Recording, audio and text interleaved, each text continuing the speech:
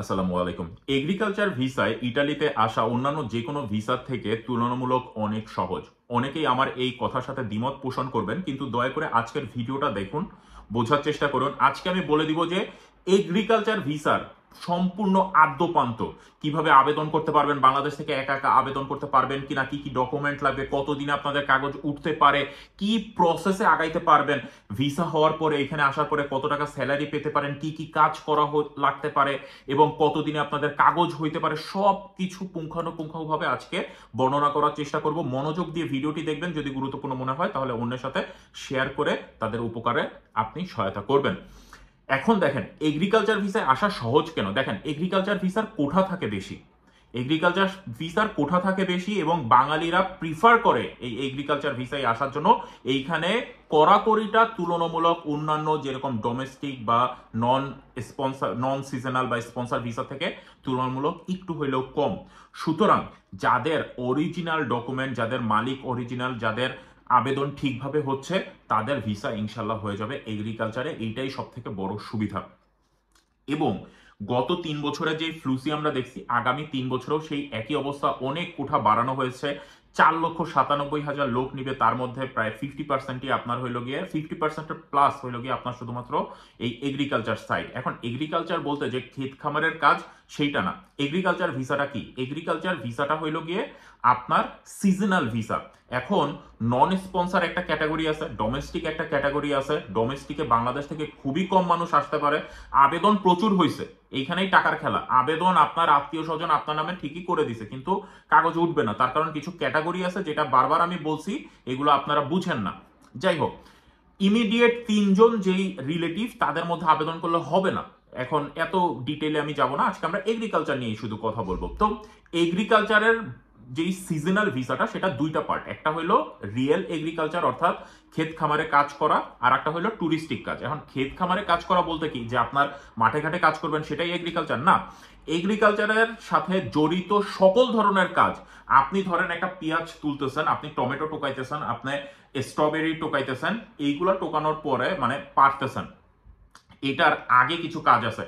ওই মাঠ কেউ পরিষ্কার করতেছে, সেই মাঠে বীজ বপন করতেছে, সেগুলারে সোজাভাবে দাঁড় করানোর জন্য খুঁটি লাগাইতেছে, গুনা লাগাইতেছে, পরে ফলগুলা পাড়তেছে, সেগুলো কাটতেছে, ওইখান থেকে পলিথিন তুলে নিচ্ছে, এরপরে সেগুলারে একটা করে প্যাকেট করতেছে, প্যাকেট করার পরে একজন ড্রাইভার সেটা চালায়, বিভিন্ন জায়গায় নিয়ে যাচ্ছে, বিভিন্ন বিভিন্ন আপনার যে বড় বড় সুপার শপ আছে সেখানে ডেলিভারি দিচ্ছে। এর সাথে জড়িত সকল লোক এই এগ্রিকালচারের মধ্যে অন্তর্ভুক্ত। এখন আপনার ড্রাইভিং লাইসেন্স আসতে বলে যে আপনি এগ্রিকালচারে আবেদন করে ফেলবেন, এত সহজ আবার না। কিন্তু কোথাও যদি দরকার হয়, সেটাও সিজনাল বা এগ্রিকালচারের আন্ডারে আপনি আবেদন করতে পারবেন অ্যাজ এ ড্রাইভার, এটাও পসিবল। এখন এটা গেল হলো এগ্রিকালচার। আর দ্বিতীয় যে ব্যাপারটা, সেটা হলো টুরিস্টিক। টুরিস্টিক মানে কি? পর্যটন শিল্প। অর্থাৎ সিজন যখন আসে, প্রচুর গরম, যেরকম এই টাইমটা চলতেছে এখন, তারা সবাই অর্ধনগ্ন হয়ে আপনার শুয়ে থাকবে সমুদ্রের পাড়ে গিয়ে। সেইখানে নতুন নতুন কিছু রেস্টুরেন্ট, কিছু কিছু আলিমেন্টারি মুদি দোকান টাইপের, শুধুমাত্র ধরেন ওই বিয়ার, মদ বা কিছু ঠান্ডা পানীয় জাতীয় জিনিসপত্র তারা বিক্রি করে। আমি সাপোর্ট করতেছি না এর মধ্যে কাজ করা, তার কারণ আপনি যদি বাইং অ্যান্ড সেলিং যে কোনো ধরনের অ্যালকোহলের সাথে যুক্ত হন, সেটা সম্পূর্ণরূপে হারাম।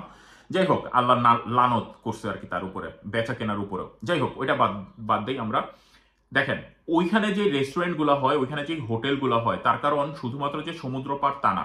আপনি যদি উপরের দিকে আসেন, বোলজানো ট্রেন, তো এই সাইডে আপনার যে পাহাড়ি এলাকাগুলো আছে, সেখানে মানুষ পাহাড়েও অনেক হাঁটাহাঁটি করে উপরে ওঠে। তখন কি হয়, সেখানে ওই উপরে উঠে কিছু হুতে থাকে বা কিছু রেস্টুরেন্ট পাওয়া যায়, ওইখানে আপনি থাকতেও পারেন, হোটেল টাইপের। তার নিচে পাহাড়ের নিচে কিছু হোটেল থাকে, রেস্টুরেন্ট থাকে, সেখানের কাজেও কিন্তু আপনারা আসতে পারেন অ্যাজ এ সিজনাল ওয়ার্কার। অর্থাৎ 6 মাসের একটা কন্ট্রাক্টে আপনি এখানে আসলেন। এখন কথা হইলো, আপনি বাংলাদেশ থেকে আবেদন একা একা করতে পারবেন কিনা। দেখেন এইখানে আমি গত 3 বছর ধরে বলে আসতেছি, একটা পসিবিলিটি আছে। মানুষ ফেসবুকের মাধ্যমে মেয়ে পটায় বিয়া করা ফেলাইতেছে, আপনারা একটা মালিক পটাইতে পারবেন না? হ্যাঁ, এখানে সম্ভাবনা অনেক কম। আপনি অনলাইনে খুঁজেন, আপনি অনলাইনে কিছু ওয়েবসাইট আছে, সেখানে আপনাদের সিভি ড্রপ করে রাখতে পারেন। আল্লাহ জানে কার কোথায়, কার নিয়ামত কোথায় কি আছে, আপনি এটা বুঝে উঠতে পারবেন না। হয়তো বা লাইগে যেতে পারে, কিন্তু এর সম্ভাবনা মানে 0.00001% এরকম আর কি। হয়তো বা 10,000 লোকের মধ্যে একজনের হইতে পারে, এই টাইপের। এবং তাও আপনার 35টা দেশের মধ্যে থেকে, শুধু বাংলাদেশ থেকে হবে তা ঠিক না। সুতরাং একা বাংলাদেশ থেকে আপনি আবেদন করতে পারবেন না, আপনার যে কোনো একটা মাধ্যম ধরতে হবে। কি মাধ্যম? ইটালিতে আপনার ইমিডিয়েট পরিচিত, আপনার বাবা, আপনার চাচা, আপনার শ্বশুর, আপনার মামা, আপনার খালা, যাদের কাছে আবেদন করলে অ্যাটলিস্ট পরিবারের লোকজন আপনার টাকাটা মাইন না যাওয়ার সম্ভাবনা থাকবে, আপনি টাকা উঠাইতে পারেন। এখন যদি আপনার পাশের বাড়ির লোক ইটালি থাকে, সে আগে পরে 2-4 জন লোক নিছে এবং তাকে চাপ দিয়ে, আপনি টাকা দেওয়ার পরে চাপ দিয়ে আপনি সেই টাকা 1 বছর 2 বছরের মধ্যে উঠাইতে পারবেন, সেই রকম যদি সিচুয়েশন হয় তাহলে আপনি কিন্তু অবশ্যই ইটালির জন্য আবেদন করতে পারবেন তার মাধ্যমেও। কিন্তু অবশ্যই একটা স্ট্যাম্প পেপারে তৃতীয় পক্ষের একটা সাক্ষী রেখে সই স্বাক্ষর করে সবসময় নিবেন, কাগজ কলমে একটা প্রমাণ রাখবেন, ঠিক আছে, যে 1 বছর বা 2 বছরের মধ্যে তুমি আমাকে নিতে না পারলে এই অ্যামাউন্টের টাকাটা তুমি আমাকে ফেরত দিয়ে দিবা। এখন আপনার যেই আত্মীয় ইটালি থাকে, সে এইখানে দুইটা মাধ্যম আছে, সে হয় আবেদন করে তার নিজের যেই মালিক তার মাধ্যমে, অথবা সে আরেকজন মধ্যস্থতাকারী ধরে। অর্থাৎ ভায়ার উপরে ভায়া মাধ্যম, আপনি বাংলাদেশ থেকেও ওইখান থেকে মধ্যস্থতাকারী ধরতেছেন, আপনার এইখানে মধ্যস্থতাকারী ধরা লাগতেছে। আর এই যে মধ্যস্থতাকারী যারা আছে, যারা এইসব কাজ করে বিভিন্ন অঞ্চলে, তাদের কোনো ধর্ম নেই, তাদের কোনো ন্যায় নেই, তাদের কোনো নীতি নাই। আপনার টাকাটা মাইরা দিতে তাদের মানে এক মুহূর্তের মধ্যে তাদের বিবেকে একটুও বাঁধবে না। সুতরাং আপনার আত্মীয় যদি এমন কোনো মাধ্যম এখানে ধরে যে তার শুধু ওই আবেদন করার টাকাটা নিলেই শেষ, তাহলে আপনি বইসা থাকেন ওইখানে। এই কারণে আমি বলি যে আপনার একেবারে পরিচিত মানুষ যে ইটালিতে কাজ করতেছে এরকম যদি না থাকে, তাহলে ইটালির কথা ভুলে যান। অনেক দেশ আছে, আপনি সার্বিয়ায় আসেন, আপনি রোমানিয়ায় আসেন, আপনি অন্য যে কোনো দেশের জন্য আপনি চেষ্টা করেন, কিন্তু ইটালি আপনার জন্য না। যদি ওই সব মাধ্যমে আবেদন করেন, দেখবেন যে আপনার সময় এবং টাকা দুইটাই নষ্ট হয়ে যাবে। এখন এইখানে আবেদন করতে আপনার কি ডকুমেন্ট লাগবে? আপনার কোনো ডকুমেন্ট লাগবে না, আপনার জাস্ট পাসপোর্টের কপিটা হইলেই হচ্ছে। যখন আপনি ভিএফএস গ্লোবালে দাঁড়াবেন তখন টুকটাক আরো কিছু ডকুমেন্ট লাগবে, ওগুলো পরের ব্যাপার। এইখানে যখন মালিক আপনার জন্য আবেদন করতেছে, তার কিন্তু একটা খুব বড় ইম্পর্টেন্ট জিনিস যেটা লাগে না এগ্রিকালচারের জন্য, এটা সহজ, সেটা হলো আনপালের সার্টিফিকেট। অর্থাৎ আনপালের সার্টিফিকেটটা কি? পৌরসভা বরাবর আবেদন করে তাদের একটা ডকুমেন্ট নেওয়া লাগে যে আমি এই লোকটাকে আনতেছি, আমার এখানে চাহিদা আছে, আমার এখানে এই লোকটাকে লাগবে, তুমি একটু যাচাই বাছাই করে দেখো। তখন সরকারি কর্মকর্তা বা ওই অধীনস্থ অধিদপ্তর ওইটা যাচাই বাছাই করে তাকে একটা সার্টিফিকেট দিয়ে দিবে, হ্যাঁ তুমি আনতে পারবা। এটাই হলো গিয়ে আপনার আনপালের সার্টিফিকেট। এগ্রিকালচারে এই জিনিসটা লাগে না। কি লাগে? তার মালিকের শুধু ট্যাক্স রিপোর্ট সবকিছু ঠিক আছে কিনা, যেটাকে ডুট সার্টিফিকেট বলা হয়। দ্বিতীয় লাগে তার আসেবারাসিওনে, একজন অথরাইজ কমার্শিয়ালিস্টরা এইটা সবকিছু ঠিক করে দিবে। আসেবারাসিওনে হলো গিয়ে সরকারের সাথে তার লেনদেন ঠিক আছে, তার রেদিত্ব ধরেন 50,000 দেখানো লাগে, সেটা তার প্রতি বছর ইনকাম আছে, আগে পরে লোক আনছে, তাদের সাথে লেনদেন সবকিছু ঠিকঠাক মতো আছে, এটাই হলো গিয়ে আসেবারাসিওন, অর্থাৎ তার বিজনেসটা ক্লিন। আর যে তৃতীয় মেইন জিনিসটা লাগে সেটা হলো অস্পিতি বা আলেজ্য তীব্র বা আলেজ্য, যেটা আমরা বলে থাকি বাসার কন্ট্রাক্ট। অর্থাৎ আপনি এখানে 6 মাসের জন্য আসবেন, কই থাকবেন, কবে থেকে আপনার কন্ট্রাক্ট শুরু হচ্ছে, কত টাকা করে ভাড়া দিবেন, আপনি কি মালিকের বাসায় ফ্রি থাকবেন নাকি আরেকজনের বাসায় থাকবেন, এই সব কিছু দিয়ে একটা কন্ট্রাক্ট পেপার আপনার নামে তারা ইস্যু করে দিবে। এই 3টা ডকুমেন্ট হইলে আপনার জন্য এগ্রিকালচারে আবেদন করা হয়ে যাচ্ছে। যখনই তারা ওই অনলাইনের পোর্টালটা ওপেন হবে আপনার জন্য আবেদন করে দিবে, তখন এইখানকার অধীনস্থ একটা অধিদপ্তর আছে, তারা সেটা যাচাই বাছাই করবে যে মালিকের সবকিছু যে সে ঠিকভাবে আবেদন করছে কিনা, আপলোড করছে কিনা, ডকুমেন্টগুলো ফেক বা জাল কোনো কাগজ দিছে কিনা, ভেরিফাই করার পরে তারা আপনার এটা ওকে করে দিবে। এরপরে নির্দিষ্ট দিন, যেটা এগ্রিকালচারের জন্য আগামী বছর 2026 সালের 12ই জানুয়ারি অনুষ্ঠিত হবে, আপনার এগ্রিকালচারের যেই এগ্রিকালচার সাইটটা সিজনাল ভিসার এগ্রিকালচারের আবেদনটা 12 জানুয়ারি ক্লিক ডে হবে। এই ক্লিক ডে নিয়ে অনেক ধরনের ঝামেলা আছে, কিন্তু তারপরেও সরকার এটা রাখতেছে কেন আমি জানি না। তারপরে ওই ক্লিক ডেতে আপনি ক্লিক করবেন শুধুমাত্র এগ্রিকালচারের জন্য। তারপরে হইলো গিয়ে যার আবেদনটা আগে জমা পড়বে এবং কোঠার বেসিসে, এখন আবার কোঠা তারা দিবে যেখানে আসলেই চাহিদা অনেক বেশি, সেইখানেই তারা কোঠা বাড়ায় দিবে। এবং অবশ্যই মালিকের যদি রিয়েলি আপনার একজন লোক আনার দরকার পড়ে, মালিক এই বছর থেকে 2026, 27, 28 আনতে পারবে। তার কিছু সুযোগ সুবিধা দিয়ে দেওয়া হয়েছে সরকারিভাবে। অর্থাৎ একজন মালিকের 10 জন লোক লাগবে, সে ওই 10 জন লোকই আনতে পারবে। হয়তো বা 1-2 জন মিস হইতে পারে, কিন্তু সে লোক আনতে পারবে মাস। সে আবেদন যদি একটু দেরিতেও করে ফেলে তাতেও সমস্যা নাই।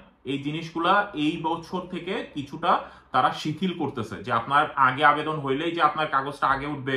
অর্থাৎ এক মালিক প্রথম চোটে ধরেন 20 জনের আবেদন করছে, আর এক মালিক একজনের কাগজও আবেদন করতে মানে লোক আনতে পারতেছে না, শুধুমাত্র একটু দেরিতে আবেদন করার কারণে। এই জিনিসটা এখন থেকে একটু তারা শিথিল করতেছে, এই ব্যাপারটা আমরা সময় হইলে আমরা দেখতে পারবো। পরবর্তী জিনিস, আপনার ধরেন কাগজ উঠলো এবং আবেদন করার হয়তোবা 1.5 থেকে 2 মাসের মধ্যে আপনার কাগজ ওঠা শুরু হয়ে যায় এবং কাগজটা সারা বছরই উঠতে থাকে। দেখেন 2024-এর কাগজ এখনো উঠতেছে, 2025 শেষ মানে মধ্যের অবস্থায় এখনো 2024-এর কাগজ উঠে। কিন্তু নর্মালি আপনার ধরেন 2 মাস 3 মাসের মধ্যে ম্যাক্সিমাম কাগজ উঠে যায় এবং তারপরে আপনারা ভিসার প্রস্তুতি নেবেন। এখন যদি মালিকের কোনো একটা ডকুমেন্টে ঝামেলা হয়, আপনার আবেদনের সময় আপনার নামে কোনো ঝামেলা হয়, সেগুলো সব সময় মতো পরিবর্তন করা যায়, এটা নিয়ে আপনাদের টেনশনের কোনো কারণ নাই। যখন আপনার কাগজটা উঠে যাবে, অর্থাৎ মূল্যবস্তা আমরা যেটাকে বলি, এটা কোনো ওয়ার্ক কন্ট্রাক্ট না, এটা কোনো কাজের চুক্তিপত্র না, এটা একটা ছাড়পত্র যে ইটালির গভর্নমেন্টের কোনো সমস্যা নাই, তুমি এই লোকটাকে আনতে পারবা। তখন তারা কি করে, মিনিস্ট্রি অফ ফরেন, অর্থাৎ তাদের এই ইটালির যে ফরেন মিনিস্ট্রি আছে সেখানে একটা ডকুমেন্ট পাঠায়, তার একটা কপি বাংলাদেশের থেকে যদি আপনার কাগজ উঠে ওই দেশের যেই বোর্ডশপ, ওই দেশের যেই এম্বাসি আছে সেই এম্বাসি বরাবর ওই কাগজটা পাঠায় এবং আপনার যে মালিক তার পেকে অর্থাৎ তার ইমেইল অ্যাকাউন্টে এই ডকুমেন্টটা পাঠায় দেয়। তখন আপনার মালিক কি বলে যে হ্যাঁ তোমার কাগজ উঠছে, তুমি ভিএফএস গ্লোবাল বা ইটালি এম্বাসি বরাবর তুমি আবেদন করো বা তুমি খোঁজ নাও, তুমি প্রস্তুতি নাও।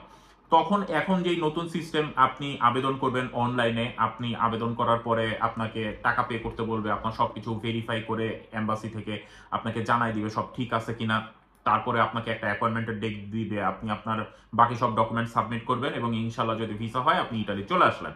এখন আগে কি হইতো, ইটালি আসার পরে 2 বছর আপনার এগ্রিকালচারে যদি আসেন এগ্রিকালচার রিলেটেড কাজ করা লাগতো, তারপরে আপনি ওটা চেঞ্জ করে যে কোনো একটা কাজে আপনি যেতে পারতেন। কিন্তু এই বছর থেকে এই সিস্টেমটা না, আপনি এখানে আসার পরে প্রথম বছরে অর্থাৎ 1 বছর যেখানে কাজ করবেন, তারপরে কিন্তু আপনি যদি অন্য কোনো জায়গায় অন্য কোনো যে কোনো কাজ যদি আপনি পেয়ে যান, তাহলে কিন্তু আপনি সেটা কনভার্ট করে ওই কাজে আপনি যোগ দিতে পারবেন। কিন্তু নর্মালি একটা বিষয় হলে এত মাথা ঘামাবেন না, ইটালি একবার যেই আসে কোনো না কোনো একটা ব্যবস্থা সে ঠিকই করে ফেলে, আমি আপনাদেরকে ভরসা দিচ্ছি এবং এটাই সত্যি কথা, কেউ ফেরত যায় না। শুধু আপনি আসার পরে আপনার মধ্যস্থকারীর কথা শুনবেনই না, আপনার মালিকের কাছে অবশ্যই যাবেন, মালিকের নাম ঠিকানা সবকিছু নেবেন। মানে কার কাছে কাজ করতে আসতেছেন আপনি ইটালি, তার ঠিকানা সবকিছু নেবেন না, তার একটা আইডি কার্ডের কপি যদি পারেন নিয়ে রাখবেন। এইখানে আপনার এটা হলো সেফ, এখানে আসার পরে যদি বলে যে তোমার মালিক তোমার নিবে না, তখন আপনি আইনগত ব্যবস্থা নেবেন। সেইখানে তার জন্য অনেক উকিলের ব্যবস্থা আছে, ওগুলো অনেক পরবর্তী ব্যাপার, সেগুলো নিয়ে আমরা অন্য সময় কথা বলবো। সুতরাং এখানে আসলেন, আসার পরে আপনি যোগদান করলেন, উইথিন 7 থেকে 8 দিনের মধ্যে ম্যাক্সিমাম আপনাকে মালিক অথবা মালিকের ম্যানেজার বা যে কেউ অথরাইজ কেউ একজন ওইখানকার যে প্রেফেক্টুরা সেখানে আপনাকে সাথে করে নিয়ে আপনার একটা কাজের যেই কন্ট্রাক্ট সেটা সাইন করে দিবে। আপনার যে এইখানে থাকার রেসিডেন্ট কার্ডের জন্য তার একটা কপি সে সাইন করে দিবে। সবকিছু অন প্রসেসে চলতে থাকবে, আপনি কাজ শুরু করবেন, আপনার সবকিছু ওকে থাকবে, সবকিছু করতে থাকবেন, তারপরে আস্তে আস্তে ডে বাই ডে আপনি অন্য কোনো কাজ যদি খুঁজে পান তারপরে আপনি চলে যাবেন। বেতনের কথা যদি আমরা ধরি, বেতনটা সম্পূর্ণ ডিপেন্ড করে, ইটালিতে নির্দিষ্ট কোনো বেতন নাই। কিন্তু নর্মালি দেখা যায় যে আপনি যদি কোনো বাঙালি মালিক বা পাকিস্তানি বা চাইনিজ এরকম কোনো মালিকের আন্ডারে কাজ করেন, তখন দেখা যায় যে আপনাকে ম্যাক্সিমাম 5 থেকে 6 ইউরো এটা ঘন্টায় দেয় এবং আপনি 10 ঘন্টা 12 ঘন্টাও কাজ করেন এই সামারের মধ্যে। কিন্তু কাজ সব জায়গায় মোটামুটি কম বেশি একই টাইপের। তো আপনি যদি এরকম হিসাব করেন যে ডেইলি আপনি ধরেন 60 থেকে 70 ইউরো ম্যাক্সিমাম আপনি ইনকাম করতে পারবেন। এটা হলো কি, আমি বলতেছি গ্রাম অঞ্চল একটু কম, যেই অতটা পপুলার না, একটু কম মানুষ যায় সেই সব এলাকার কথা। যখন আপনি শহরের দিকে আগাবেন তখন এটা 7 থেকে 8 ইউরো হয়ে যায়, অর্থাৎ 7-8 ইউরো আপনি 70 থেকে 80 ইউরোর মতো পার ডে আপনি ইনকাম করতে পারবেন। বাকিটা আপনি হিসাব করে নেন, কত আপনি কাজ করতেছেন, কত ঘন্টা কাজ করতেছেন, ওই হিসাব করে আপনি একটা অ্যামাউন্ট তখন হিসাব করে নেবেন। কিন্তু তারপরেও এখন আলহামদুলিল্লাহ অনেকেই ভালো আছে ইটালিতে যারা এগ্রিকালচারে কাজ করতেছে। শুধুমাত্র ডকুমেন্ট কখনো হারা হবে না, আপনার যেই ডকুমেন্ট থাকবে, যে মালিক তার সাথে সবসময় ডকুমেন্ট, কাজের রিলেশন সবকিছু ওকে রাখবেন। তার কারণ আপনি যখনই একবার ডকুমেন্ট হারা হয়ে যাবেন, আপনার কাগজ থাকবে না, তখন সবাই ফয়দা নেওয়ার চেষ্টা করবে, সেটা উকিল হোক, সেটা যেই মালিকের আন্ডারে কাজ করবেন, যেহেতু আপনি লিগাল কাজ করবেন না, আপনাকে ওই 6 টাকার জায়গায় আপনাকে 3 টাকা 4 টাকা ঘন্টায় দিবে। তো এরকম বহু নজির আছে, বিশেষ করে যারা দেখা যায় যে ক্যাম্পে থাকার কথা, তারা ক্যাম্পে না থেকে এইখানে বাইরে এসে কাজ করতেছে, তাদেরকে টাকাটাও খুবই কম দিচ্ছে। তো এটাই ছিল, আশা করি আপনারা অনেক কিছুই জানতে পেরেছেন, অনেক কিছু বুঝতে পেরেছেন। তারপরেও যদি আপনাদের কোনো মনে প্রশ্ন থাকে, তারপরেও এখানে আমার কমেন্ট সেকশনে আপনারা কমেন্ট করতে পারেন, মন্তব্য করতে পারেন, আমি উত্তর দেওয়ার চেষ্টা করব। আর একটা বিষয়, আপনারা বেশি মাথা ঘামাবেন না 23 এবং 24-এর কাগজ নিয়ে। তার কারণ কি, 23-24-এ যা হয়েছে এটা একটা বিচ্ছিন্ন ঘটনা। এর সাথে আপনি নিজে যেমন জড়িত, এর সাথে ইটালিয়ান এম্বাসি জড়িত, এর সাথে ভিএফএস গ্লোবাল জড়িত, এর সাথে সব এই যে একটা চ্যানেল তারা তৈরি করছিল সবাই হইল গিয়ে এর সাথে জড়িত, কিন্তু সুযোগটা আমরাই তৈরি করে দিছি। এবং সেই টাইমে যেই সব মানুষ বেশি এইসব সুবিধা নিচে আর কি, এরকম এখনো অনেক মানুষ অনলাইনে এখনো তারা কিন্তু বিভিন্নভাবে আপনাদের সাথে প্রতারণা করার চেষ্টা করতেছে। আপনারা চেষ্টা করবেন এই মানুষগুলোকে চিহ্নিত করে তারপরে তাদেরকে মানে সমাজ থেকে বিচ্যুত করে দেওয়া। তাদেরকে তাদের ভিডিও দেখবেন না, তাদেরকে ব্লক করবেন, তাদেরকে রিপোর্ট করবেন। এই টাইপের যারা যেই সব লোক আছে যাদেরকে চিনেন, আগে পরে কাগজ নিচে কোনো কাজ করে না, আপনাদের সাথে ভাওতাবাজি করছে, এই সব লোকেদেরকে জাস্ট বাদ দেওয়ার, বাতিলের খাতায় রাখার চেষ্টা করবেন। আমি ইটালিতে লোক আনি না, আমি এই ভিডিওতে বলে দিচ্ছি, আমি ইটালিতে লোক আনি না। সেটা কোনোভাবে কেউ যদি আমার কথা বলে, আপনাদের কাছে টাকার কথা বলে, কথা বলতে চায়, আমি কারোর সাথে ফোনেও কথা বলি না। শুধুমাত্র আমার কিছু ইমেল আছে, ইমেল অ্যাড্রেসে আপনার ইমেল পাঠাতে পারবেন, কমেন্ট সেকশনে কথা হবে, অথবা আপনাদের যদি খুবই জরুরি হয় তখন ইমেল করবেন, এইটুকুই। আমি পার্সোনালি কারোর সাথে কথা বলি না, ইটালিতে আমি লোক আনি না, আমি কারোর সাথে টাকার কোনো লেনদেন করি না, ওয়ার্ক ভিসা নিয়ে আমি কাজ করি না কোনো দেশেরই। সুতরাং এই জিনিসটা আপনারা মাথায় রাখবেন। আমার মিস্টার শিফাত নামে হলো অ্যাকাউন্ট, অন্য কোনো না, শুধু mister Shifat Facebook verified official যে ব্লু টিক মার্ক আছে, এই অ্যাকাউন্ট থেকে, এই পেজ থেকেই আমি ভিডিও করি এবং এই একটাই পেজ আমার আছে, অন্য কিছু নাই। এই জিনিসগুলো মাথায় রাখবেন। আমার কথা বলে যদি কেউ ইটালির কোনো কিছুই আপনাদের কাছে চায়, ভুলেও সেটা দিবেন না। আমি কোনো হেল্প করি না ইটালিতে আসার ক্ষেত্রে, আমি আপনাদেরকে শুধু ইনফরমেশন শেয়ার করি এবং আপনারা যাতে প্রতারণার হাত থেকে বাঁচেন সেটাই আমার মেইন উদ্দেশ্য। ভালো থাকবেন সবাই, ভিডিওটি ভালো লাগলে অবশ্যই শেয়ার করে দিবেন। আজকের মতো বিদায় নিচ্ছি, আল্লাহ হাফেজ, আসসালামু আলাইকুম।